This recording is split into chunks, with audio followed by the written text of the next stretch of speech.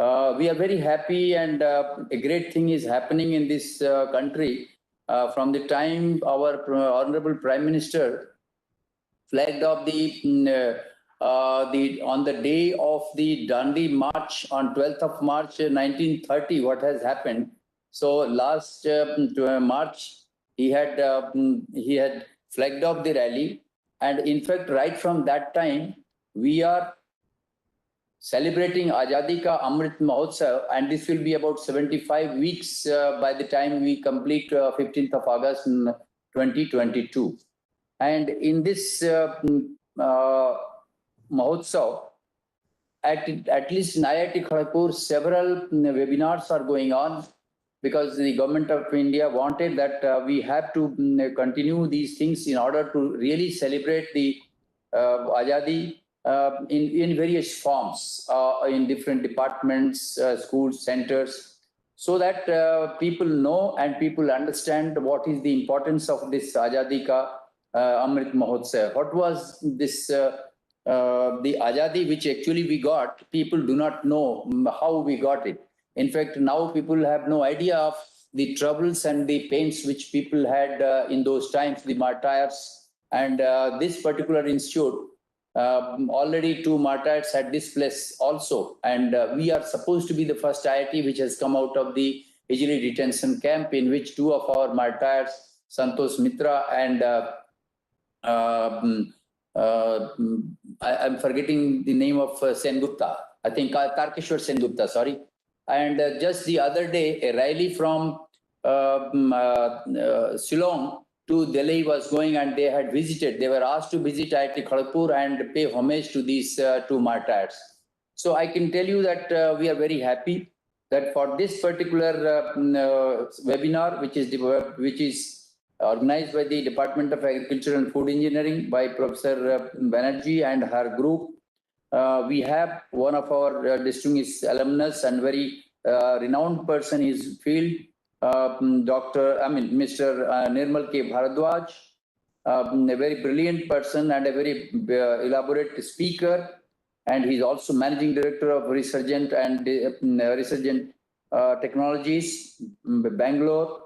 And apart from this, I think he has been a very good friend of IIT Kharagpur from the time he left this institute. So this is one thing which is very notable, that he always tries to help the institute whenever asked for.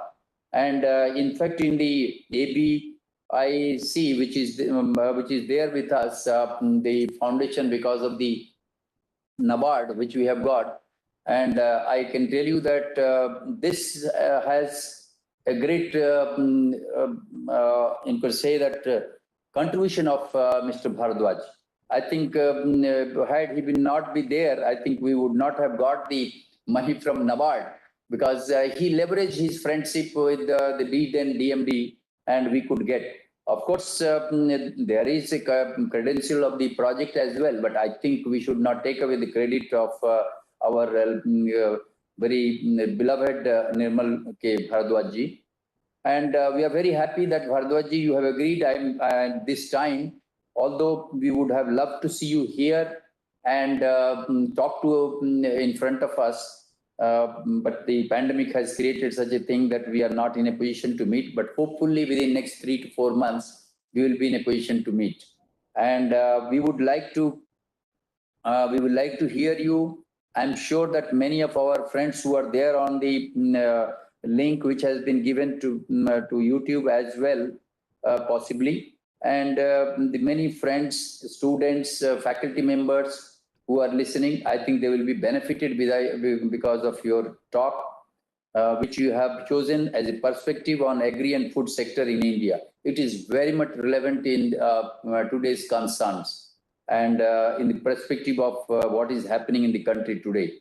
We are supposed to be the sufficient in food production, but I think with the growing population, we need to double the farmer's income, and hence to see that the farmer produces as maximum as possible, not only in the form of grain, but in the form of other activities or other businesses, agri businesses, which he should take up in order that he becomes, he doubles or maybe triples his income.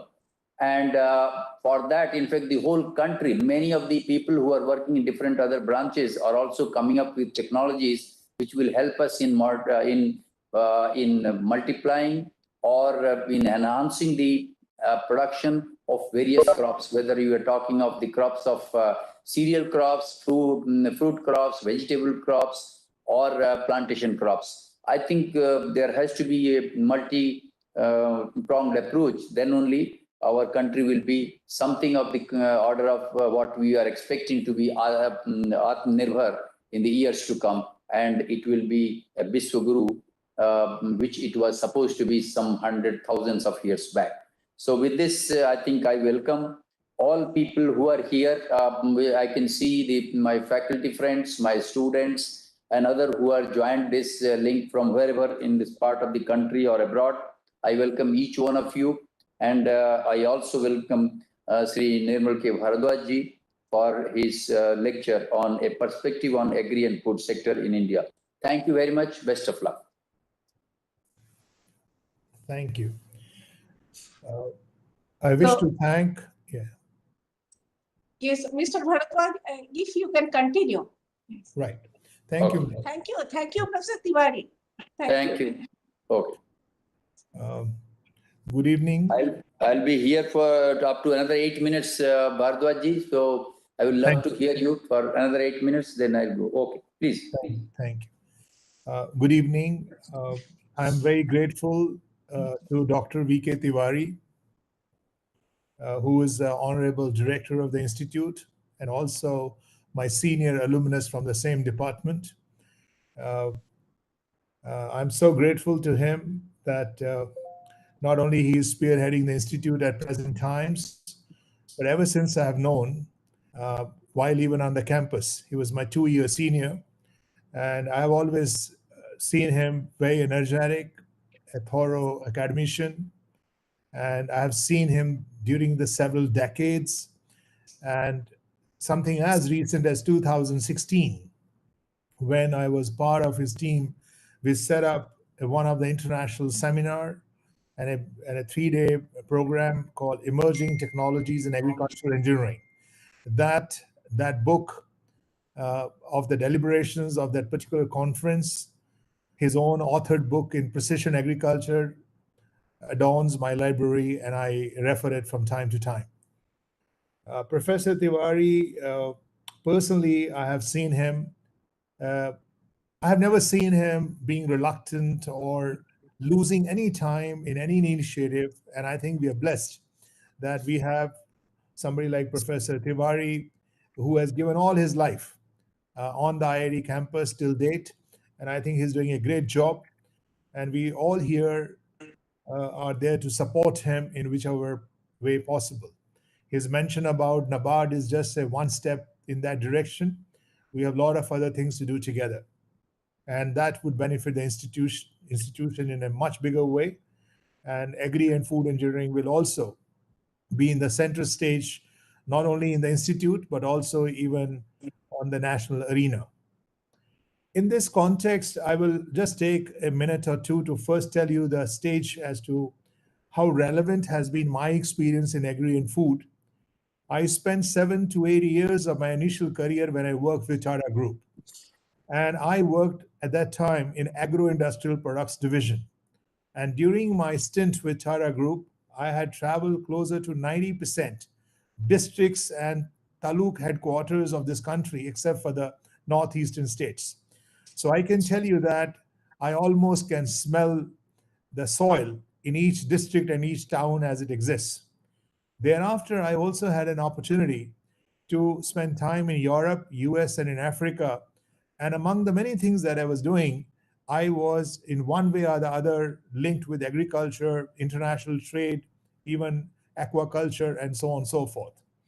More so since last decade after I came back to India, I have been very, very closely working with my department, Agri and Food, and my own career seems to be taking shape in a direction where food and agriculture takes the larger chunk of my activities.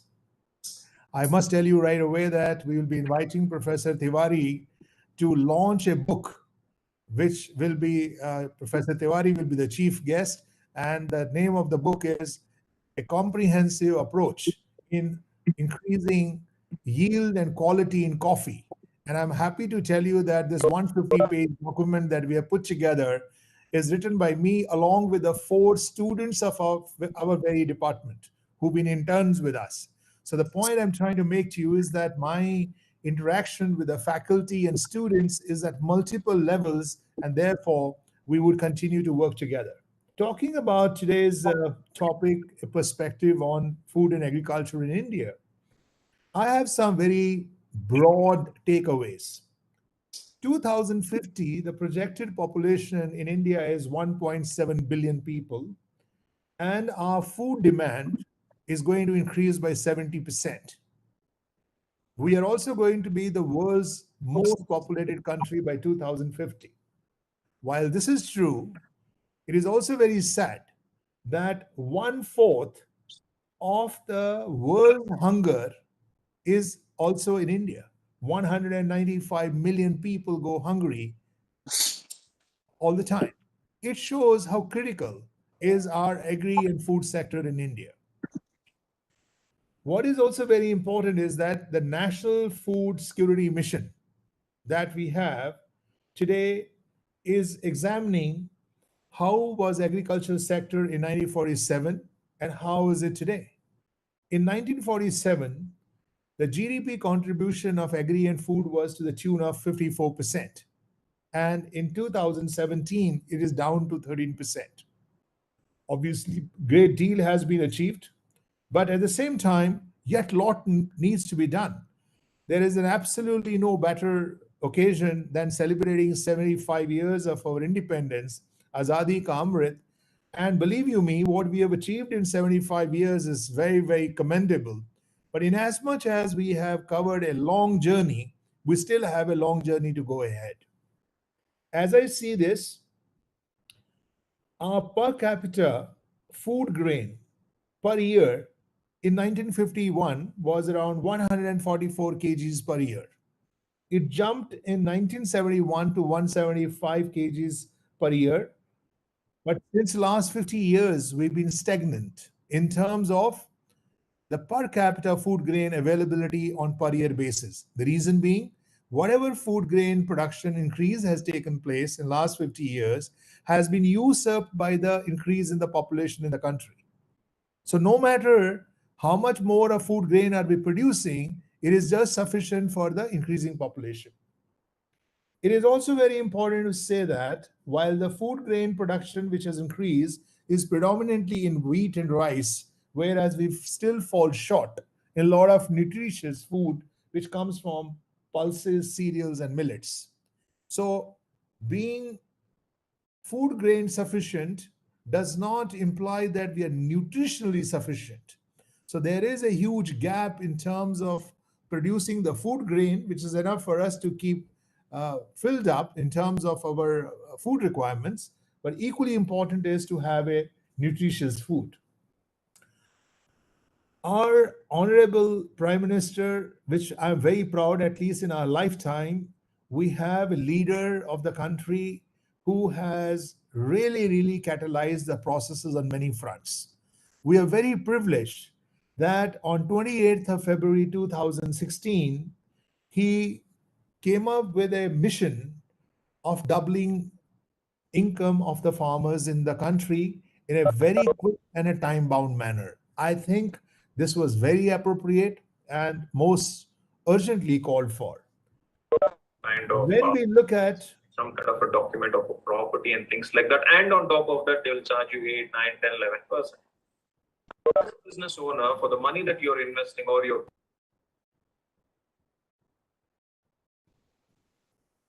So we must appreciate that today every district, every taluk headquarter, and every village is doing a cognitive mapping as to what can be the major crop or a cluster of crops that can emanate from that particular district, and we go forward. We also must realize that the farmers have been going through a lot of duress because their viability of their enterprise in the agriculture sector has not been self-sufficient. It is for this reason there have been a lot of strikes, like the tomatoes and onions being dumped on the Indian roads. The milk has been let out in the drains to only demonstrate that they have not been so happy, because after so much of labor and toil, they still feel that their income is not sufficient and self-sustaining. What we must also understand, that agri and food sector is so critical that even today we have 11.9 crores of households which are dependent only on agriculture. This has almost increased by 60%, because way back in 1951 it was only 7 crore people, families were dependent. What is even more important is that the landless agricultural labor, closer to 2.7 crore such laborers were looking for job in agriculture in 1951, but in 2011 more than 15 crores of landless labor is dependent on agriculture sector. Now, when we look at doubling the farmer's income and making it viable, what we must understand is that there is a whole host of factors which come into play when we want to increase the farmer's income. So I'm going to restrict our discussion or my presentation to the role of science and technology in food and agriculture. I wouldn't be all encompassing and talking about so many other factors. What we must understand is that in 1970, 70% of the working population was employed in India was in agriculture. And 30 years later, in 2004, we have issue where the net income of the farmers has gone down substantially. Their livelihood is no longer sustainable. The youth participation in farming is dwindling. The post-harvest activities have become a bigger problem, and the need for single market has been felt very acutely than ever before. What we also need to understand is that it is not just the central government which can propel the food and agriculture sector forward. Agriculture in the Constitution of India is on a concurrent list where the central government and the state governments have to work hand in hand. As per entry number 33 in the Constitution, the states have to play an equally important and predominant role along with the central government to promote food and agriculture. So this is an effort where all the states of the country, the union territories, and the central government will have to work hand in hand and ensure that this sector moves forward. We have made a lot of progress in terms of there are hopcoms, there are retail markets, there are supermarkets, there are now e-commerce trade, and so on and so forth. I think, in my opinion, the one fundamental thing that we need to realize that a country as large as India cannot so easily have one unified market, because each state is perhaps a country by itself. Each state has a different topography. Each state has a different meteorological data, by and large. So therefore, to amalgamate this, just because politically we are a one country, it does not mean we should lose an eye in detail. But yes, we still must aggregate all the states' agriculture and food production and marketing plans together with the country's larger plan. But within that, the uniqueness of a state level or even district level, agri and food has to be seen as a standalone oasis, which is a part of a larger landscape. We'll be making a very big mistake if we were trying to club the whole country, because you look at the diversity of the country itself.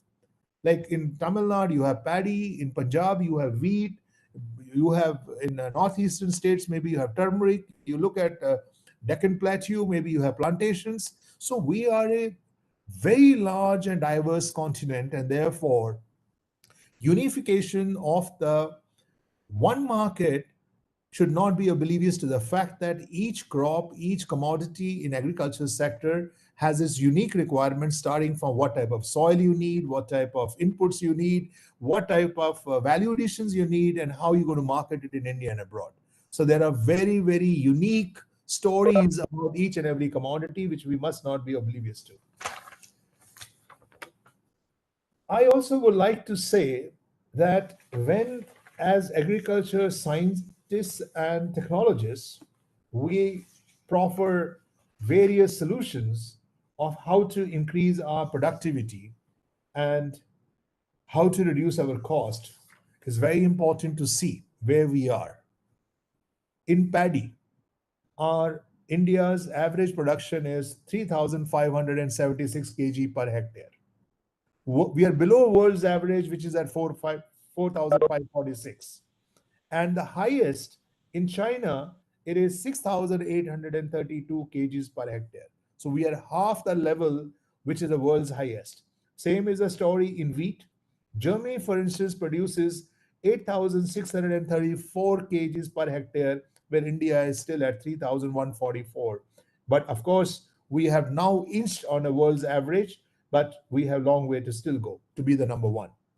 Maize, USA produces 10,744 kgs per hectare, and we are just at a 25% level. In pulses and other cereals, as you know, that we are lagging far behind. In fact, there is a net shortage, and we are even importing this. In Canada, 2,031 kgs per hectare is the pulses output, whereas in India is a meager 20-25% of that, 659 kgs per hectare. Groundnut in US per hectare output is around 4,397 kgs, and in India we have 1,400 kgs per hectare. It is not to say that the kind of economies of scale that operate in Germany or in US or in Canada obviously don't operate in India because of the fractioned and smaller landholding size, and even the mechanization that exists in those countries we don't have in India. So there are issues. So it is not that we need to just blindly emulate and put this data in juxtaposition to where India is. We have our own unique nuances, but yet there is a scope for us to improve. Let's also look at, for instance, some of the issues which we as scientists are oblivious to. I was just reading today, in fact, because last week itself, worldwide, the phosphoric acid and ammonia price went up. And net result was the price of manufacturing DAP, which is diammonium phosphate fertilizer, went up. And how much it went up? It was 1,900 rupees a bag. It went up to 2,400 rupees a bag. The farmer can't afford this kind of a thing. So immediately the government of India stepped in and increased the subsidy by closer to nearly 500 to 800 rupees a bag, just to maintain the same price for the farmers.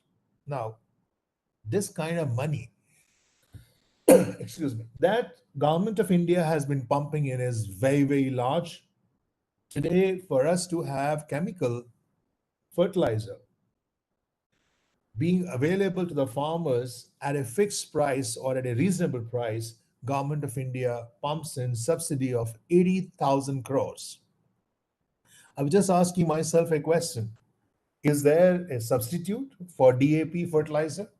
I'm not sure whether any research is happening in IIT Kharagpur, but I must tell you that University of Andhra Pradesh Chemical Engineering Department and Indian Institute of Mineral Engineering, IIME, have come up with a substitute for DAP called PROM. The PROM stands for phosphate-rich organic manure. Now imagine if we want to be sensitive to the price increases that happen in the chemical industry for our chemical fertilizer, which are obviously internationally driven prices, but why can't we also work simultaneously as a substitute for this chemical fertilizer industry? Why? Imagine recently there was a program where, in order to augment the farmer's income, 20,667 crores were funded. In fact, this amount of money was credited directly to the farmer's account. My submission is, can we release that 80,000 crores subsidy that is being given to a fertilizer industry, and maybe another 20,000 crore to micronutrient manufacturers? Can we, as a science and technology makkah, can we try and create alternatives which are more organic in nature and have a far less price? Now, this has to make our agri and food engineering professors, policymakers, and other people to realize that agri and food has to work along with the chemical engineering. They have to work along with the mineral engineering department, because this is a time of hybrid knowledge. So it is not just a unified, univectoral substitute that agri and food engineering department can only create as a substitute for DAP. I just gave you a case in point. Now, you also know that huge damage has been done by the chemical use of fertilizers, because it is leading to the hardening of the soil. It is decreasing the soil organic matter and is also reducing the pH value and making it acidic. Now, how much of soil that is getting wasted is a natural asset of the country? And for your information, agriculture is the largest enterprise the country has. It is the largest company by itself. And you have national resource, be it land, be it other water resources, they're all available to us. And this is an asset. And who's protecting it? Who's the owner of this? Obviously, it's the sovereignty of the country. And who are the managers and the players of this? The farmers, the academicians, the policymakers, the banks. So all of us are stakeholders in this. Now, I think it's very important that we realize that these assets not only need to be flogged and leveraged to create food grain, which all of us need, we also need to preserve this.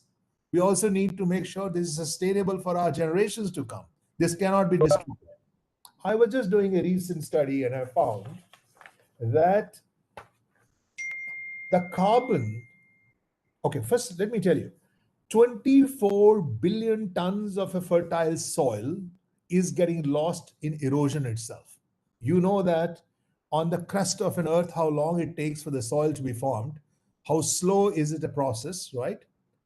And that soil which is on the crust of the earth and the humus which blends together to create the natural fertility of the soil, 24 billion tons of the soil is being lost in erosion every year. And the carbon fixation that exists on the planet Earth, 4,000 billion tons of the carbon is in the soil itself. And in the whole of atmosphere, it is merely 800 billion tons in the form of a carbon dioxide. And all the forests that we're talking about do not have more than 360 billion tons of a carbon in a biomass of the greenery of the forests.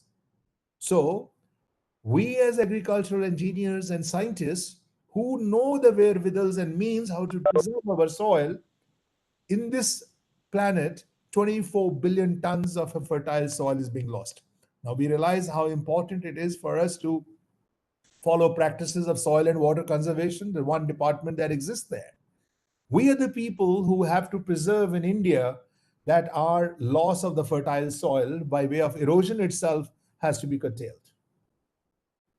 And if you see the story of an African continent, for your kind information, 8.2% of the soil that got eroded in Africa has resulted in a food grain reduction to an extent of around 10%.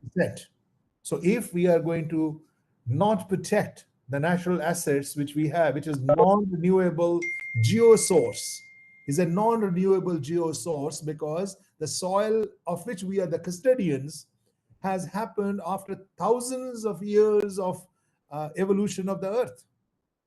The thin layer that you see on the crust of the earth, this has to be preserved. And the onus lies on we as the scientists and engineers. Let's also look at,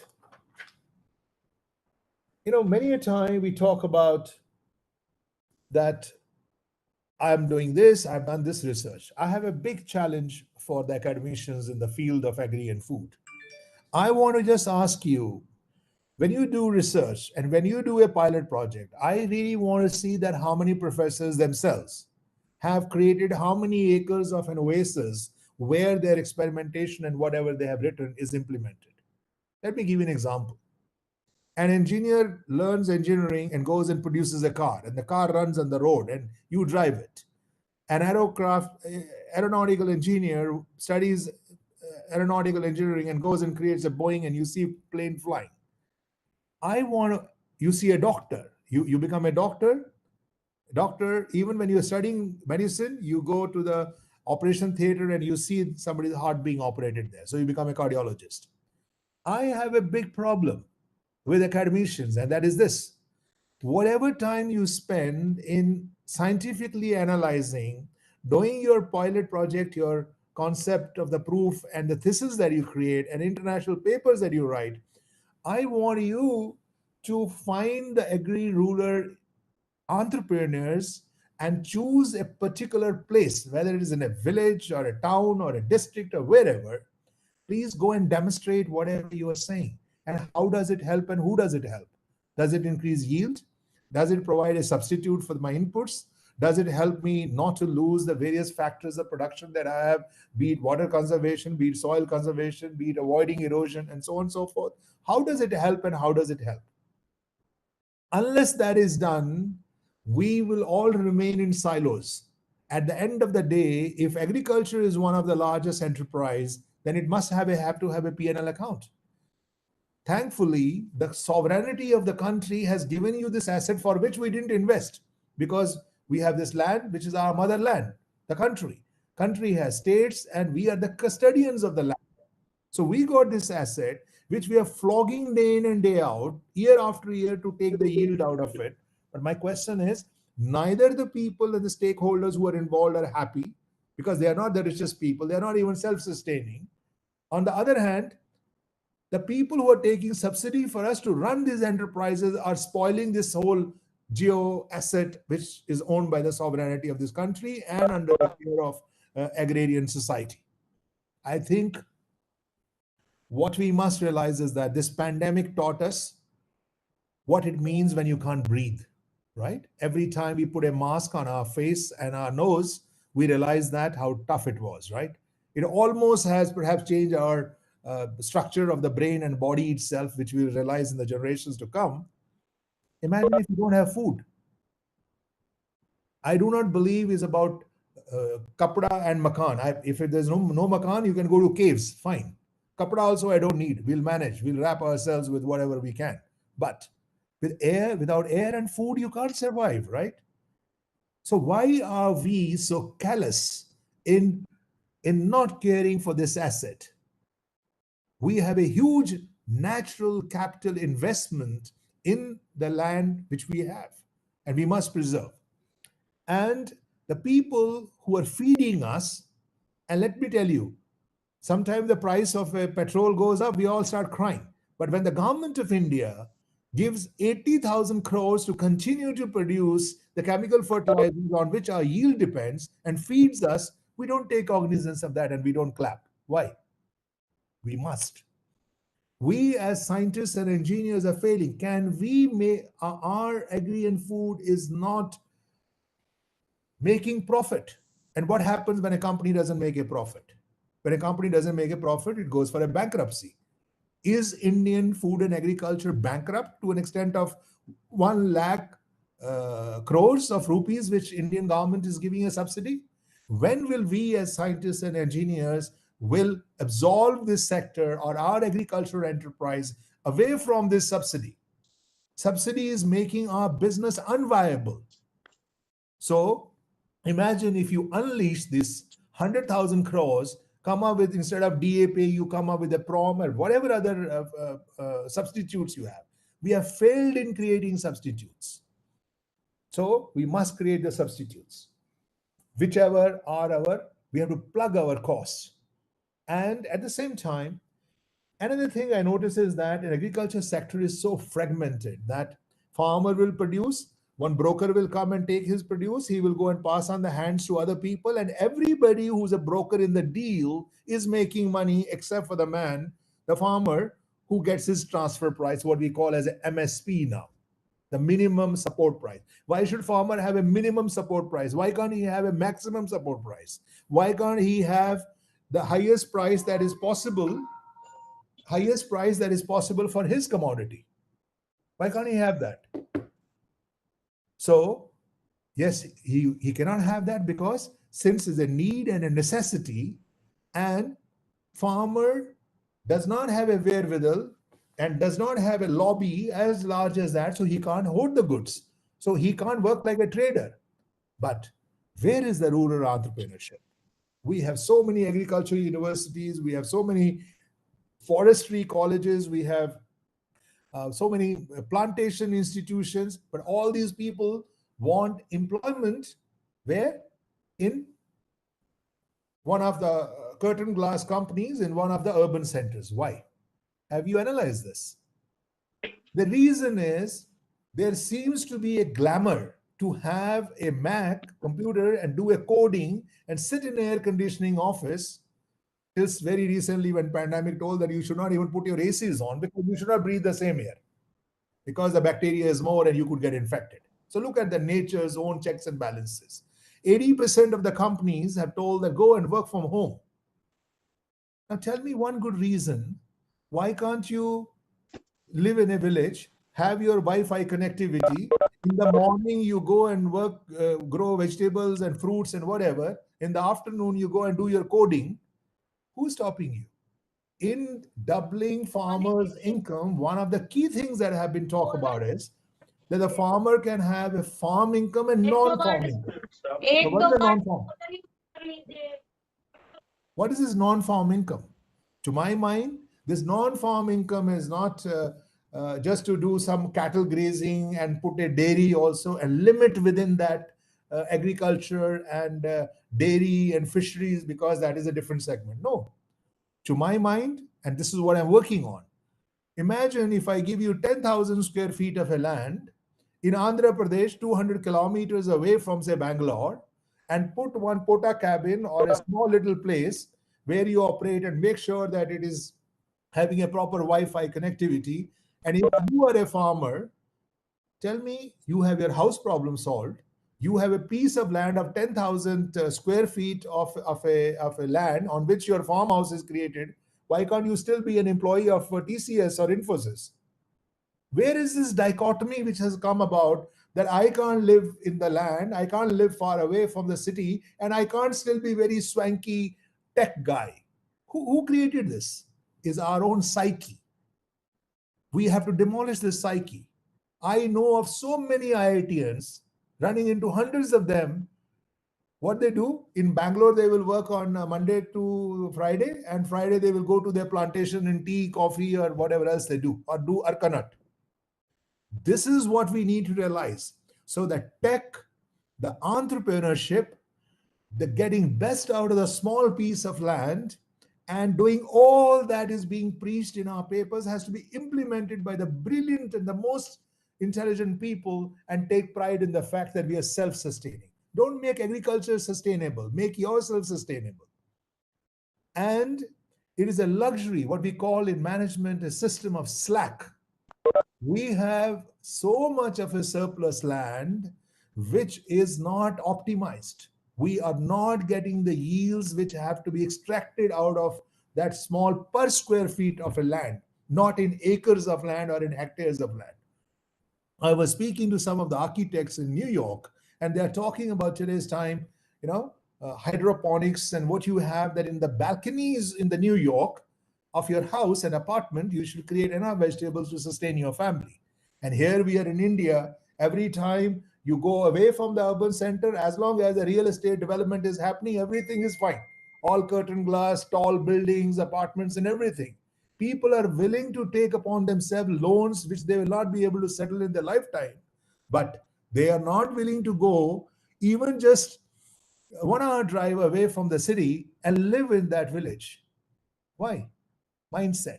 Within the city of Bangalore, which is a diameter of 100 kilometers, you start from Devanahalli Airport and go to Hosur, you're willing to be in your car for 3 hours. And in 3 hours, I can travel 300 kilometers between Bangalore, Hyderabad highway. Is again the mindset. Please understand. So I think the problem is our multitasking that we are talking about is not only limited to your home. it also has to be limited to the sources of income and the assets at your disposal that you're trying to leverage. I'm surprised that, let me just give you an example. Talking about enterprise and business. Today morning, I was reading a report. Do you know that the first time in the history of the mankind, at least during my generation, I'm sure earlier it wasn't that high anyway, 24 billion US dollars have been invested worldwide in just H1, which means the first half of the financial year, $24 billion have been invested in agri and food sector. Do you even know these companies? But today, if you see our IIT graduates, what are they doing? They're learning data analytics. They're learning some coding because they want a job in an IT company. But they are not aware that there are companies, which I will give you the names. E-grocer, midstream tech, in-store restaurant technology, innovative food, cloud retail infra, ag biotech, novel farming systems, farm management, sensing, IoT, bioenergy, farm robotics, mechanization and other farming and agribusiness market. $24 billion have been raised by these companies and all focus in agri and food. Are they not using a technology? Why is it that you want to be so generic that I want to create a finacle for a banking and finance sector, but I don't want to use my agri and food engineering knowledge and yet be more tech than the biggest tech that you can talk about? And the beauty is that out of this 24 billion which got invested, and this is incidentally last week report, USA got 9.5 billion US dollar, China got 4.5 billion dollar, and India got $2 billion. I would like to know how many IITians or other agri universities or life sciences related people are working in this field and have tapped this $2 billion. Please understand that agri and food is a universe. How to grow mangoes does not teach you how to grow coffee, and how to grow coffee doesn't teach you how to manage tea.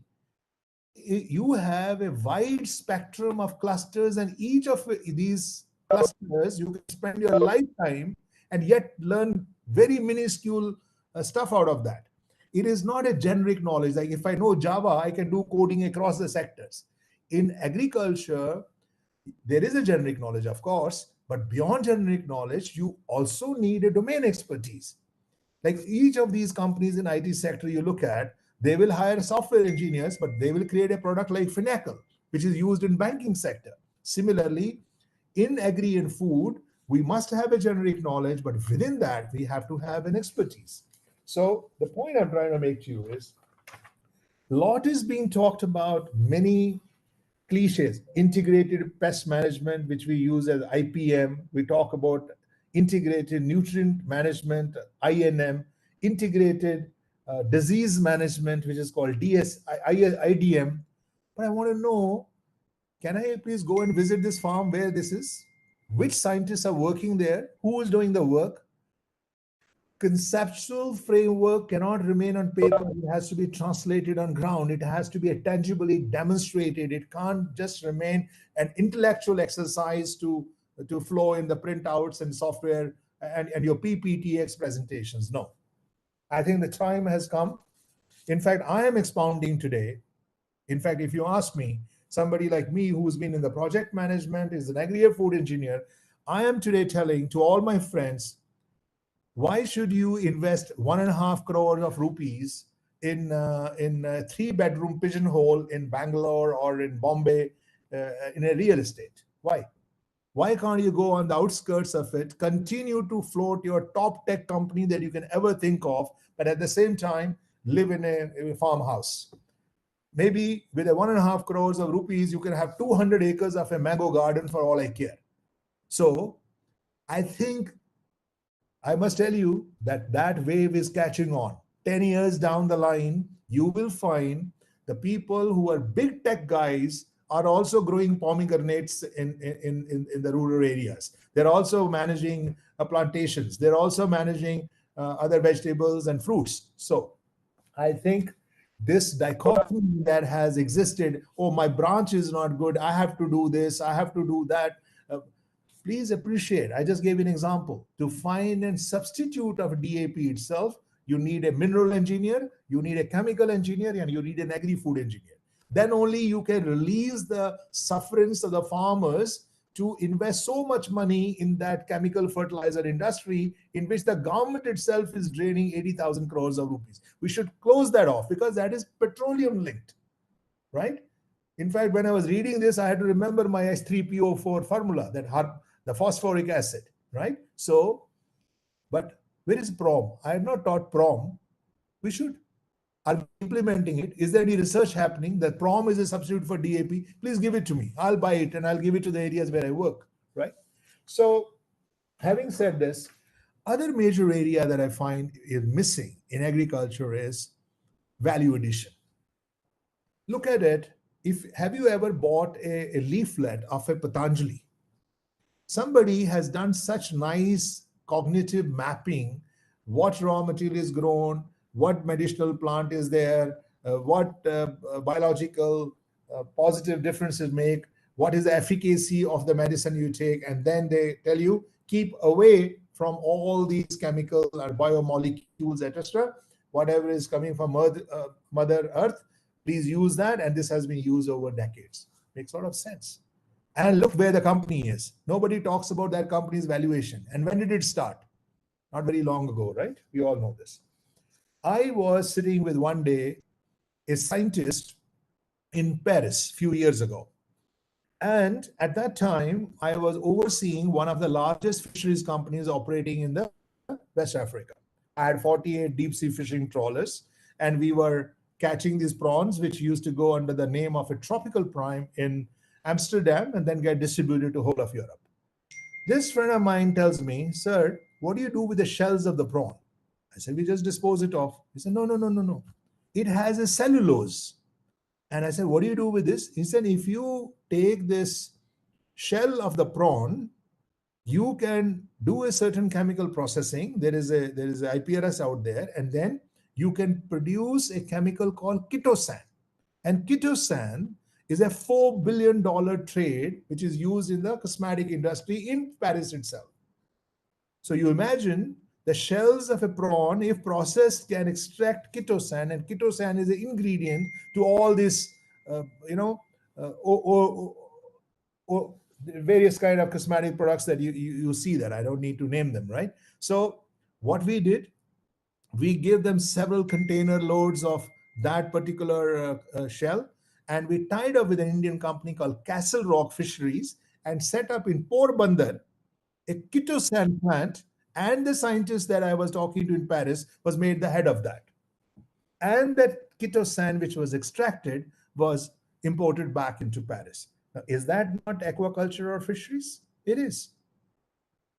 In fact, I must tell you, other day I was reading, everybody talks about, for instance, about coffee drinking. So one day I was sitting with, incidentally, that happens to be part of not Agri and Food, is a part of a commerce ministry. You know why? Because it's a cash crop.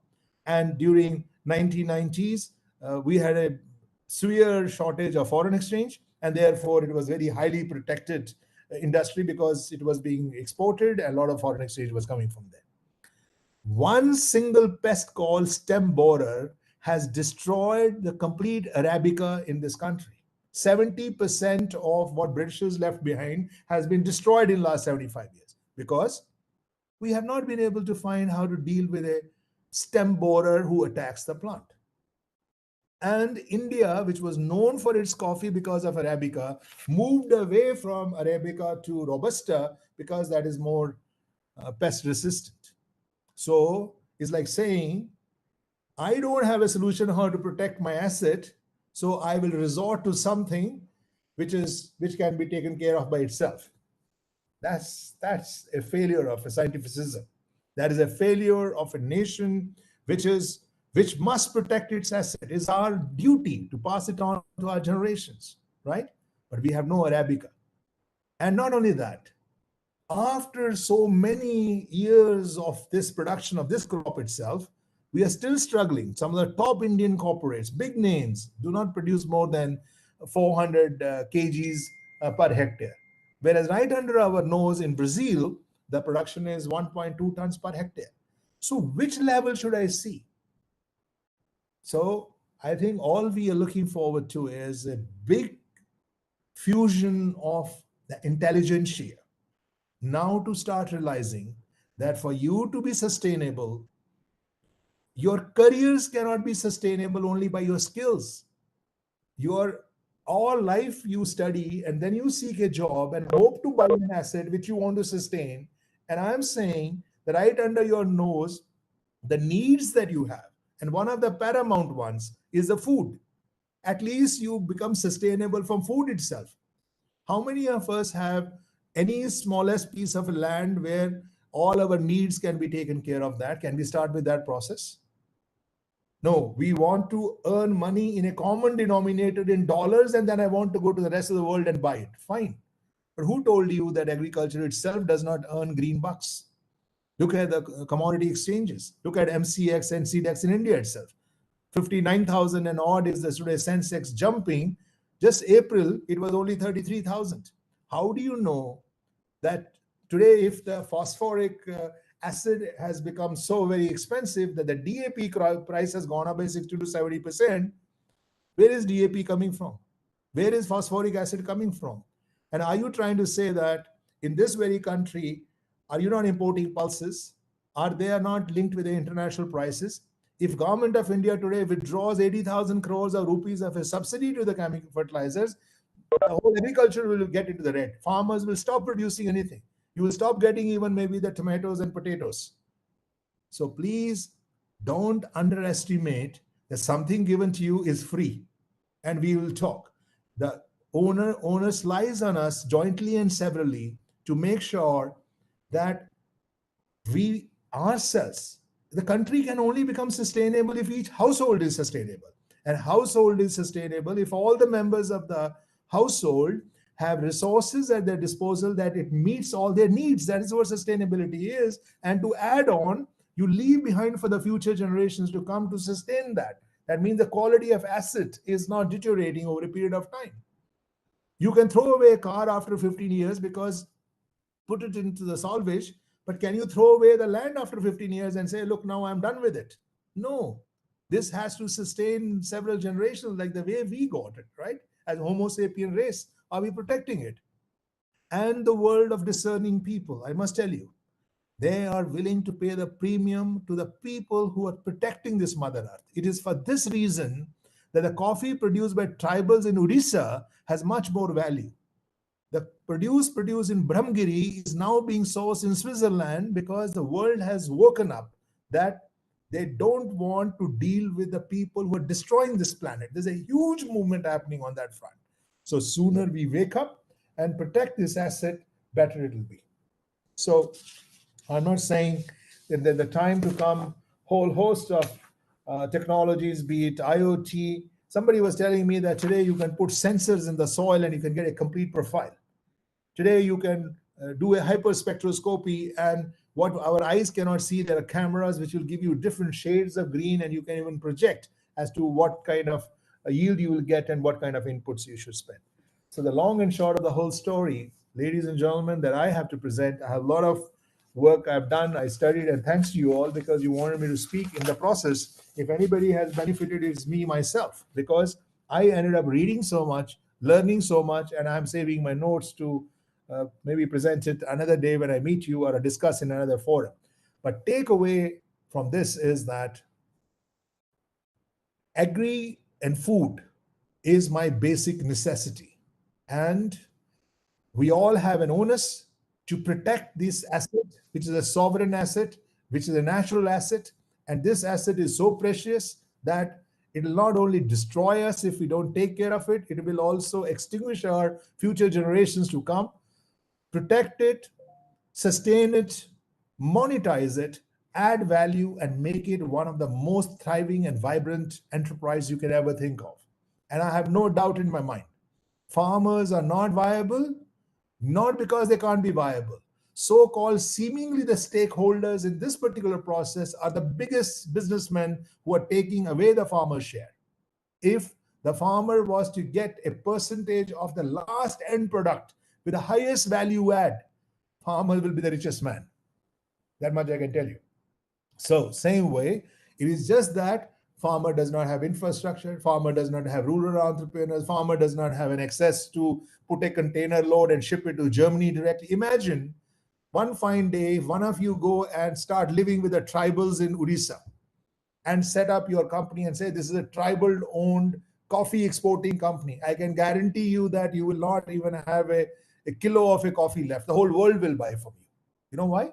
Because there's a content, there's a story, it's organic, it's traceable, it is secure, it is going to be cultivated in the most thriving parameters that you can ever think of. It's going to taste different. That much also I can tell you. So I think what we are lacking is academicians demonstrating in the field. We are desperately lacking the rural entrepreneurs, and we are in silos, and the time has come that you can carry your Mac laptop, you can still do your coding, but do your tech in food and agri and take that forward. This $24 billion which have come in last 6 months in food and agri sector, the names that I just read out to you, they're no different than the biggest of the companies you can ever think of in tech field. Many a time, what is right under our nose, we don't realize its value. So I'm all for multiple facets. You choose the commercial crops, you can use horticulture, you can do floriculture, you can do aquaculture, you can do poultry, you can do livestock, you can do animal husbandry. All this is a part of food and agri, and you will find that the linkages of this is a larger universe, and it is high time that we value this. And incidentally, this also happens to be the sovereign wealth, and this must not go waste, in as much as today a mint of a gold is creating gold reserves. Similarly, this soil, these crops, this food that we are producing is not only meant for domestic consumption, and most importantly, we may be sufficient grain wise, quantity wise, nutrition wise, we're still not. 1/4 of the world's hunger is in India. So what are we taking pride in? Pride we must take. And we owe this on this occasion of Azadi Ka Amrit. We should be thankful. We should, prostrate and bow down to those martyrs who gave us this country to protect. How many of us even know, we talk about predictability of monsoons, but how many of you have really read how monsoons are created and how Coriolis force acts, and how from the southern hemisphere these rains start from the Malabars and go right up to Khasi Garo Hills? And imagine if Himalaya didn't exist, what will this island be? These are the gifts of God. These are the gifts of nature that have been given. And we as educated people, even the institutions where we are sitting, they are our sovereign wealth.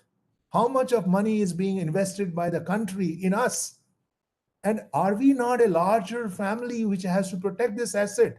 Why should I be so mean and inward looking to look at where I live, what my house is, how my car is, what wealth my family has, what my net worth has? What is the net worth of my country?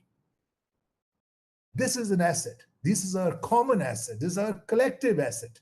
And let me tell you, we are chasing those assets which some people have created so much of augmentation around the core that the real core, the land itself, lying in abundance and unlooked after, we don't even look at it. But a small piece of land on the 10th floor, which has the undivided share on the land, maybe around 150 square feet, I'm willing to put 2 crores of rupees and 1.5 crore because I have an apartment in Bangalore. Why? How does it make a difference if I live in Penekonda, which is 80-90 kilometers away, or live in Chikbalapur village, which also I will take shorter time than you will take to come from Indiranagar to MG Road? It's in the mind. It's all in the mind, and somebody is brainwashing the most educated people not to look beyond their blinkers, because there's a huge lobby of the real estate developers. As and when the time is going by, they're going on increasing prices. How many Indians on an average who are engineers or doctors for the matter can afford 2 crores of a white money to buy this thing? And how many years of their life they'll be committing in?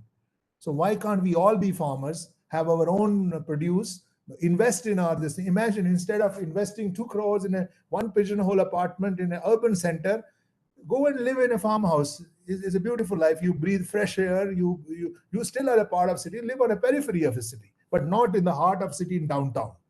So having said this, I think I'm all open at any point in time for anybody to have an opposite thought, and I will leave this open for any questions that you may have. But I think we have done a lot. There's a reason for us to pat ourselves, but unfortunately, our population is growing so fast, our resources are so less, our reserves are what they are. But this point of inflection that we have right now in the world, with the changing constellation of forces around us, be it political, be it economic, and so on and so forth, I think time has come that we all worked in unison. But don't look at something very macro. Either I change the whole country or I will not do something in my own village. I think if each one of us start doing in a smaller habitats and locales and villages, it is a lot easier to connect the dots when there are many oases around. And it is a big problem, and it's a big problem and huge inertia when we have to do something which is as large as a country as a whole. So I think we should start making differences in wherever we are. We should start contributing wherever we are and then connect it. So with this, I like to conclude. I think I've taken more time than perhaps was allocated, but I just lost track in the process. But I will leave this open for any questions that you may have. Thank you. So my answer to that is government is doing that because government has a basket of certain commodities which are used by the humans or the households to live. If the basic necessities, the basket of commodities of basic necessities goes up beyond proportion, then what will happen is that the people will start starving, including you and I. So therefore, government intervenes and brings it down. Now coming to the point of why the cement prices and steel prices are not being controlled and why the housing prices are going up is a question of demand and supply at the end of the day.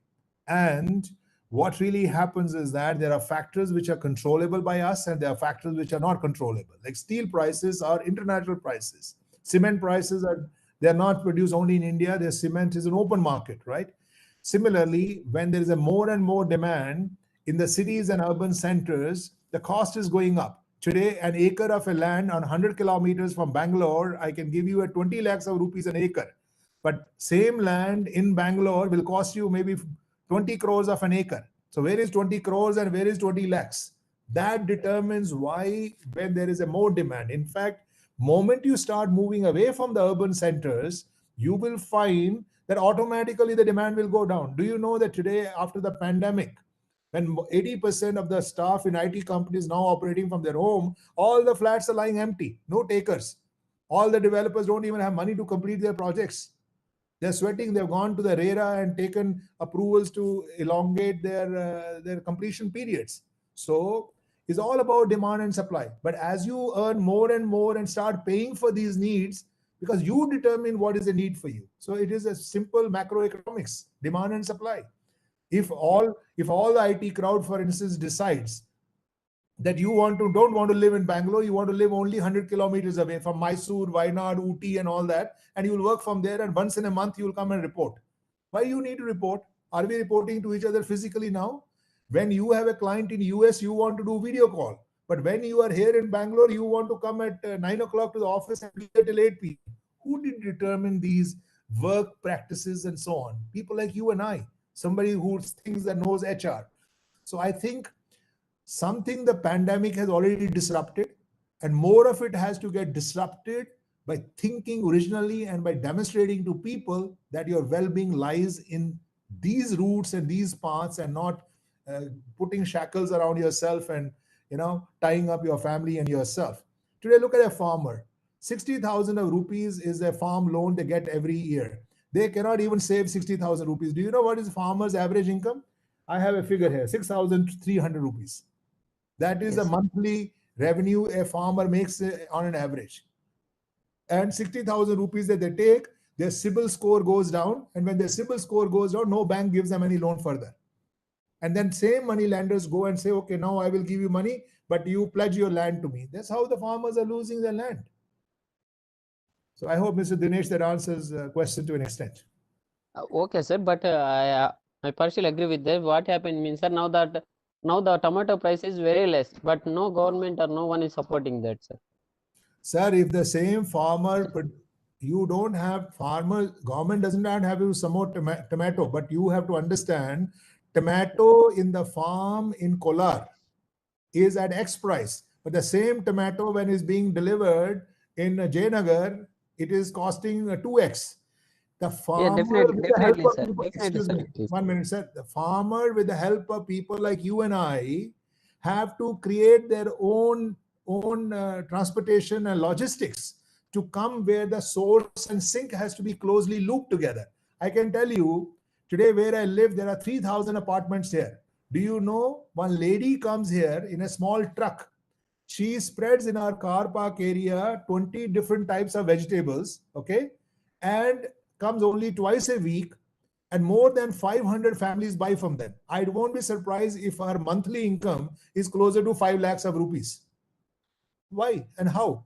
So you can't say that, okay, this is my farmland, you do it. Please understand, traders have taken away all the money from the consumption center to the producing center.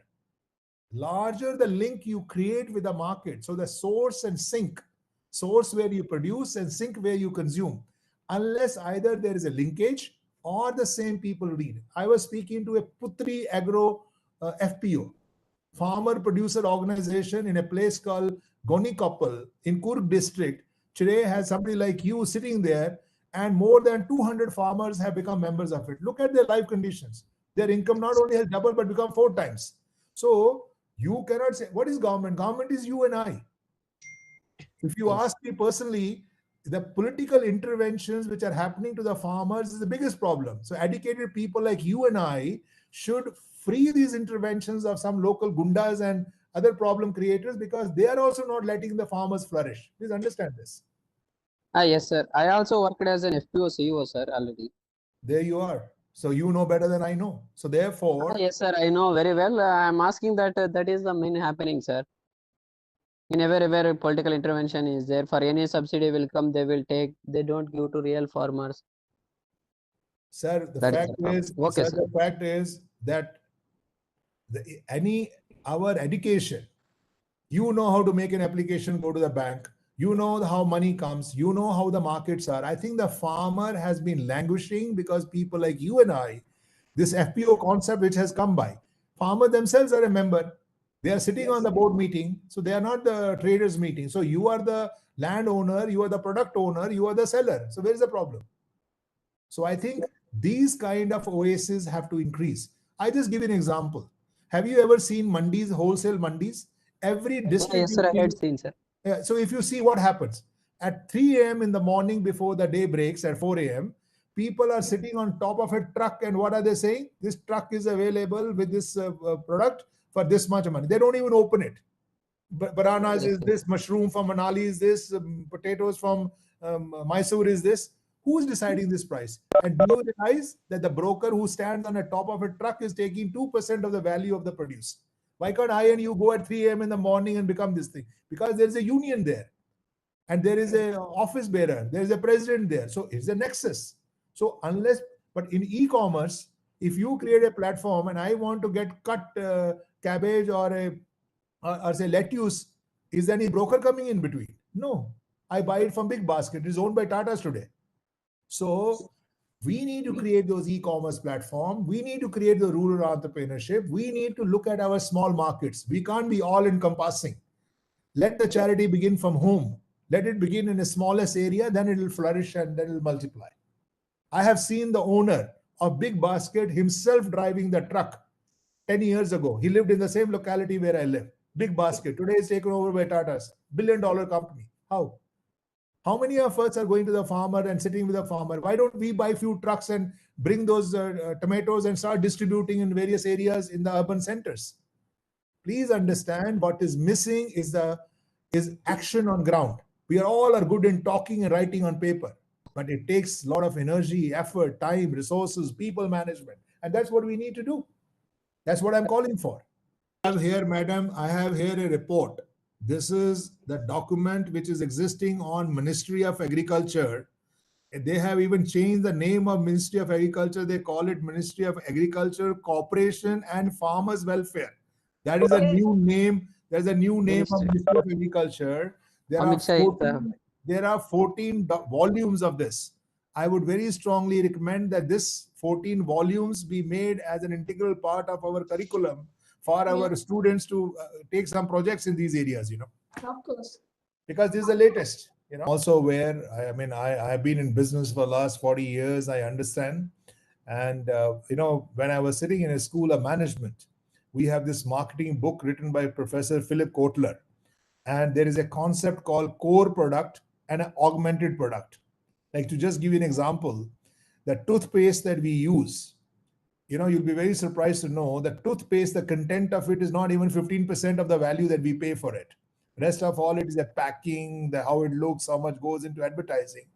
And I have no hesitation in saying that the quick fix that the chemical fertilizer industry has been doing in increasing the yield, if somebody was to do a financial analysis, it has done more damage to the soil and other things, and even water contamination and the leaching, which is happening much more. But question is, who will pay for it? When will they pay for it? Instead of subsidy, if I had a say in a policy making, I'm not saying it is not required everywhere. It is required somewhere where it is required, as you rightly said. So I think we cannot brush the whole thing across. These people are producing because they have factories to run. They have to make profit. They have P&L accounts and balance sheets. And our diversity of our requirements is so huge that academicians, the practitioners, and others, by workshops, training, etc., we need to educate our people. Otherwise, there are sellers and sellers. Somebody selling fertilizer, somebody selling seed, somebody selling micronutrients, somebody is telling buy tractors, and ultimately, where will the farmer pay for all this? Finally, in one way or the other, make losses. That's all, and get trapped into unsatiable debt for the generations to come. That's what happens. Yes, true. Yeah, I completely agree with you. But we need the communication gap. There should be proper communication with farmers and as extension persons. They should because that's what lacking in our country. Most of the technology are not transferred to farmer speed, or there's a big gap exists between the farmers and the scientists. This is precisely, sir, what I'm trying to say, that today, if I take my Mac laptop and sit in some village of Andhra, and with a clear intention that I want to help all these people and myself, things will fall in place, because today they don't have a spokesperson.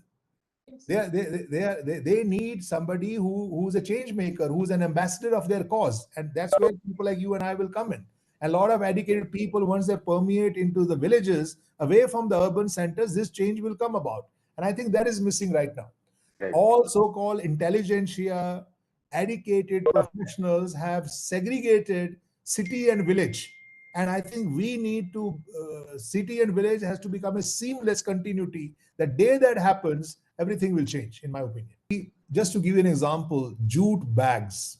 Yes. Jute bags is a one idea, but do you know why jute bag is important? I tell you.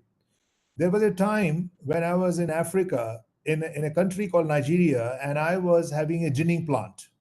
And I had a huge forward integration of spinning, weaving, and processing factories. Now, what happens is that when you say take cotton, and if you take cotton, instead of a jute bag, you take it in a polypropylene bag. Yes. When you take it in a polypropylene bag, if you go to a typical spinning factory, like in Ceylon or Jakarta or somewhere, they put all these bags of cotton in what is known as a blow room. When they do this in a blow room, now imagine if one strand of a polypropylene gets mixed with the cotton. It will get spun, it will get into the fabric, and then when you dye the fabric, that plastic strand will.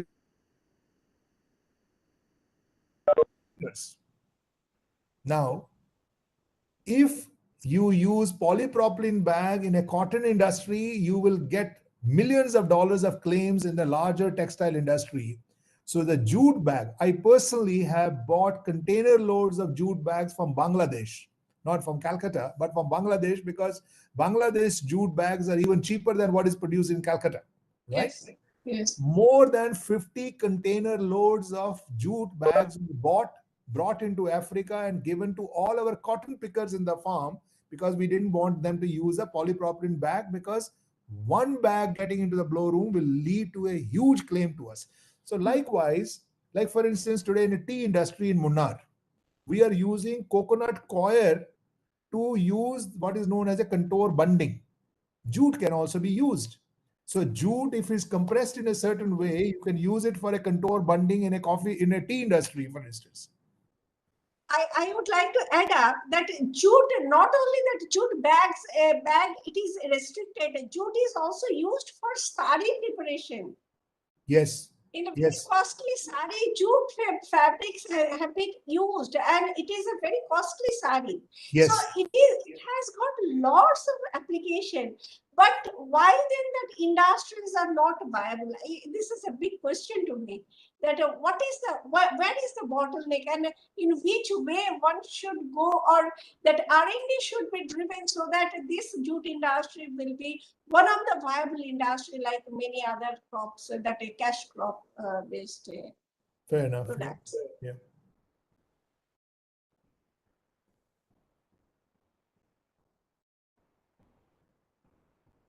Hello? Yes. So I think the question there lies is that, as you rightly said, so who are the buyers of this type of jute? And the story will not end at a jute as a jute. One thing straight away I can tell you, looking at the concept itself, the jute fiber that will get into a sari will be so fine that you will figure out that when the jute is grown, perhaps that particular fiber, in terms of its tenacity or its micronear value, will be so thin, which will get into a sari, is very, very different. And we will have to figure out who are the people who are using it. Tanera, for instance, is a brand of a sari today, which is owned by Tata, and they do this thing. Lot of handloom saris which are coming from the northeast and even from Bengal.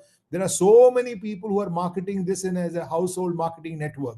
So I think the question is that we need to see who are the mass users of that, what are their requirements, and there has to be a closed loop backwards also as to what kind of a jute quality has to be produced, which can be used in these saris and whatever end use we can think of. Professor Satish Bal, who was one of the professors in our department, when I was creating a rice processing mill again in Africa with one of the largest billionaire called Dangote Group, right? I was involving Professor Bal at that point in time. I sent him all the dossiers that you can ever think of in terms of color sorter from Buller and whichever company you can think of, large ones. And I told him, sir, you have spent decades of your life about rice. Please advise me what can be done on this. So here is my proposition. You have so many professors and so many researchers. They can write anything from A to Z, no problem. But I want to know which is that one or two key areas of the domain expertise, like which crop or which particular field. If you tell me 1, 2, or 3 areas, give me there just one page biodata. One single thing that I would like to do through my own network is to link these professors and academicians with the industry. Today, if you tell me that you have a professor who knows about coffee, I'm giving you an open invitation with 4 air tickets from Calcutta to Bangalore, all needs taken care of, and even a remuneration. But that professor will have to go to the coffee estate. We will give him a mandate, what our problem is, and then give us a solution. I'm not saying that the professor will give us a solution which can be implemented tomorrow. But definitely what I can't learn in 50 years on my own, that professor's domain expertise will be of immense help to me. Today, an IAS officer is enjoying all the perks and benefits in a coffee board who knows zilch about coffee. And here are and the people coming from Europe to teach him how to get rid of a white stem borer. Is there any research happening? Please, I'm not talking about only IIT. We have a larger network. I'm talking about all agriculture universities with whom you may be interacting with. So, but obviously I can't go to everybody. I can only go to my alma mater. So if you tell me, madam, that today you have a professor who is expert in mango, I'm again giving you an open invitation. We have got 250 acres of mangoes growing of all varieties. Please tell me what type of a soil, what irrigation. I will send you all pictures. I will make you a board member of the company itself. And I will invite you. The point I'm making is that the wealth of knowledge that you have, it is not being leveraged. I'm not saying as a matter of complaint. I'm saying our society, our system has failed I, from the industry, immensely value this. And I want to work with the professors to learn from them as to how I can improve my yield, quality, best practices in agriculture, and how we can become a more and more professional company. So it's from that perspective I'm saying. I think it's like this. Why we have as agri and food engineers or agri scientists, we have not been assertive enough. We have not been articulate enough. I just give you an example. When I was working in a group, we used to have a lot of textile companies.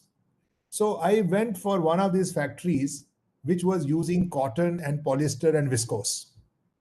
I asked this guy, who's the general manager of this factory? They said he's a textile engineer. I said, okay. I said, you are a textile engineer. Where did you study textile engineering? He said, madam, I studied in IIT Delhi because only IIT Delhi has a textile engineer. I'm coming from IIT Delhi. It's okay. I said, you are using cotton. Do you know what cotton is? You are saying I'm a textile engineer, but your main component is cotton. Where is cotton grown? Is a textile engineer growing it? Do you know what seed variety is it? What is the, now I will tell you. In today, when you talk about cotton and you talk about commercial crops, I learned there is a micronear value of a cotton, there is a staple length of a cotton, there is a tenacity of a cotton, there is a B plus color index of a cotton. I didn't know this. I learned because I was dealing in a Liverpool cotton exchange. So I learned so much about this commodity. Then I asked this guy, okay, this machine that you're using, a ring frame or a autocoro or autoconer, this is an electronic components and mechanical component. Are you a textile engineer producing this? You are reading the screen, but this digital display which is coming, you only know to read this much, but you don't know how it is calibrated, how it is functioning. He said, yes, very true. So what has happened, madam, is that our agri and food engineers have not been assertive and articulate enough. Mr. Deepak Mane, a chemical engineer, is today heading an agri machinery factory called Buller in India, but our agri and food engineer is not handling. Why? Yes, and this is my next question to you. I was thinking that in every system, say Mahendra, Tafe, and all these, when they are coming for the recruitment, they are opting for mechanical, they are opting for chemical. But Malika Srinivasan, who is a TAFE board member, is awarded a Life Fellow Award in Indian Society of Agricultural Engineers. Why? Is she an agricultural engineer? Yes. Is she a life member? Huh? Why? Because she is a business family lady and somebody wants to acknowledge that. But our professor should not be a life fellow in Indian Society of Agriculture. And same Deepak Mane, just to give you an example, we're not discussing people, but we are discussing concepts. Now Deepak Mane, after chemical engineering, has gone to Zurich, Switzerland. And what has he become? He's become an HR manager. Where did he study management to deal with human resources in Deepak? At the end of the day, madam, please remember, this is all about articulation, is all about your ability to create opportunities. I'm an agri-food engineer. I was handling textile. I was handling real estate. I was handling glass making. I was handling agri-commodities. I was handling aquaculture. At the end of the day, 4 years of my life in a domain expertise. I continue to be an agri and food engineer and I take pride in that. And I work so much in that area. But that does not mean I cannot deal with a finance professor or I cannot deal with a stockbroker or I cannot make my application to, you said rightly, but you heard Professor Tiwari. I did the first entrepreneurial work for my department when I created that report, which I gave it to NABARD. I went there at my own expense. That was an entrepreneur who was taking the intelligentsia of my department. And I did not get that money. I got that money because I could value the talent of my department. If you see that report, which is there in your office, all your international papers are there.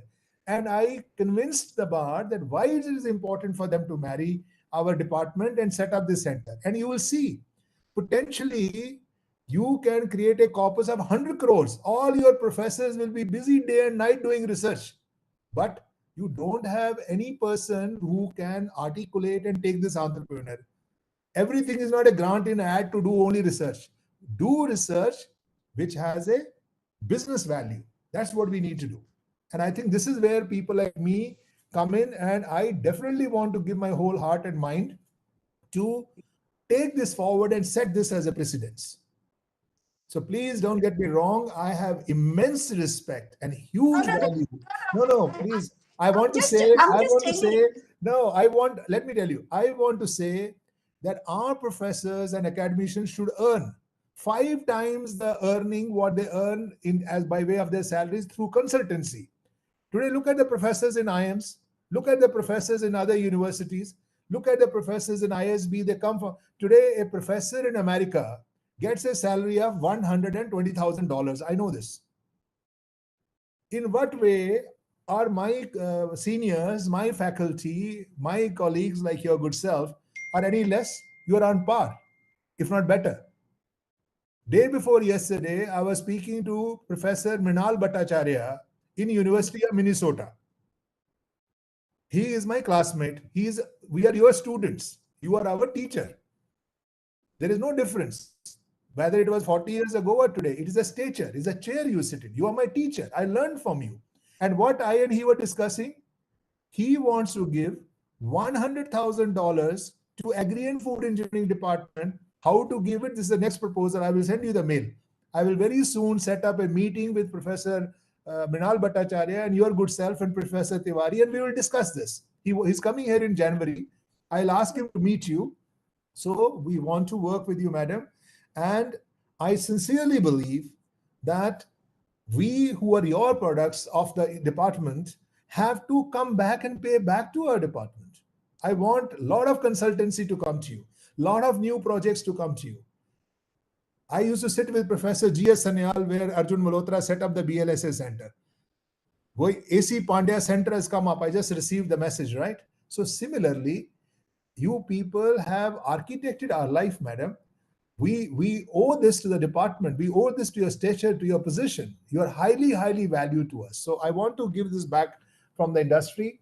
And the least I can do is, once you give me that 1-page note of each of the faculty, I will start interacting with them under copy to you. Everything will go through you because you are in the chair.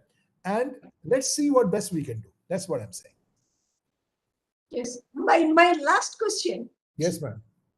My last question is, as our department, and you have already mentioned, in which way the faculty of agricultural and food engineering department should interact with the industry, and what should be there in the back of their minds, and any advice you just want yes, to give? I will tell you very frankly, because we are a family. Yes. And since this is a faculty there, I have only one submission to make. I think they should not be divisive. They should be very cooperative with each other. They should definitely they must interact with each other with dignity and respect and mutual cooperation. There must not be any groupism that I am a chair professor of this and I am of that and that. It's not like that. We are a family, and there should be a unified face. And I can clearly tell you, without mincing words, because I'm an insider, I'm a family, I'm a member of the family of Agri and Food. I am very unhappy with many of your other colleagues who have been so divisive. They have been so divisive that while I spearheaded the whole thing to NABARD, they tried to even cut me off even by not sharing the information with me. I'm sorry to tell you, but that's the reality of life. I have experienced this. The biggest bane that you have in the department is the lack of cohesion. Today you are in this chair, tomorrow somebody else will sit. But I'm so grateful to you that you've been so kind. Professor Tiwari, K.N. Tiwari has been so kind, so many other professors, but there is no openness. There is too much of a groupism. It is not only in our department. I think it is there in every single setup wherever we work. But I think the least we should learn to do is we should be colleagues, we should be friends, and there is so much to do. We should not be divisive. There is so much of work that you can't even imagine, madam. And I will humbly request all the members who are listening to this, to support the person in chair completely. If Madam Rintu Banerjee is the leader, she is the leader, and therefore she will be supported 100%. Similarly, the other faculty members who are there, our respect for them, our concern for them, our opportunity creation for them are also equal. We will support everybody. So there's nothing like being a smart aleck. Oh, this aid is coming, I will give it to this researcher, I will do this. No, it should go to the most deserving person. And there must be a team. And I can tell you, Madam is extremely inclusive. I have seen her. She is extremely inclusive. Professor K.N. Tiwari, I have interacted with him. I have interacted with Professor Babani Das at one time. I have interacted with Professor H.N. Mishra. I have interacted with Jaiti Madam. Brilliant people. I must tell you that I'm so proud that you all are part of the same department. But my humble submission, please work as a one unified, cohesive team. Create a group of males where we can exchange, and we in the industry. I will like, why professors cannot be on the Karnataka Agricultural Task Force? Why our professors cannot be on the CII in the Agricultural Task Force? Why our professors cannot be advisor to the government of India in so many forums? So I think our vision is very large, Madam, and I think we will like to work with you. We like to work with your colleagues. I highly appreciate it, ma'am, and I look forward to working with all of you, through you, as the head of the department. Everything will come to you, and I want to actually humbly submit that all the family members should support the protocol and the structure that exists in the HOD, because I'm a person from organization. So I always believe that the protocol has to be respected, and that makes the leaders and the team's job easier. This was not a remark to say that something is missing. It is only to assure that it is very important, because see, going forward, once this pandemic comes down, I'll be bringing a lot of foreign visitors to come to the department. So there, what will happen, I will even be sending when I'm not there. I'm already speaking. I spoke to the government of UK the other day that please visit IIT Kharagpur and please visit our department. So as it is, you have so many tie-ups and relationships, but I want people to visit and strengthen and grow. That's how my aim is. Yeah. Yes. Thank you. Thank you so much. Thank you. So bye for now. Thank you so much. Thank you. Thank you.